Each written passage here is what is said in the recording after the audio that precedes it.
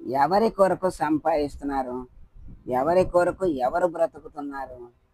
ఎవరి కొరకు ఎవరు చస్తున్నారు అనే ప్రశ్నకి సమాధానం చెప్తున్నారు. స్వాతంత్రం కొరకు ఎంతోమంది బలయ్యారు గానీ, స్వాతంత్రం పేరు ఎవరికి దక్కింది?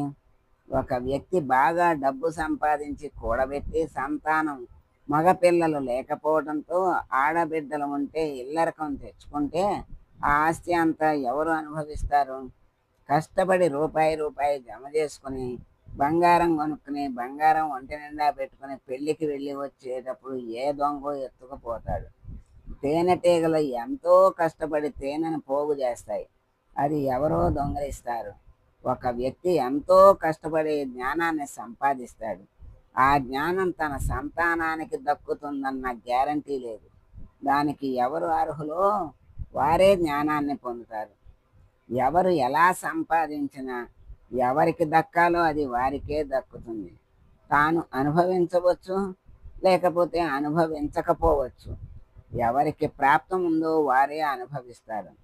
ఒక బడా వ్యాపారవేత్త ఎంతో ఇష్టపడి పెళ్లి చేసుకున్నాడు ఒక ఆమెని. కొంతకాలం తర్వాత ముచ్చటపడి తన భార్యకు 100 కోట్ల ఆస్తిని బదిలీ చేసిన తర్వాత అంతలోనే అకస్మాత్తుగా చనిపోయాడు. తన భర్త కింద పనిచేస్తున్న యువకుడిని పెళ్లి చేసుకుంది ఆమె.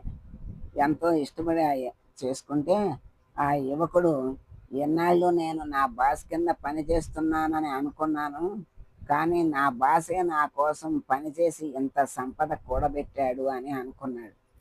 చూసారా, ఈ చిన్న చిన్న విషయాలు ఎంతో నేర్పిస్తుంది అర్థం చేసుకుంటే.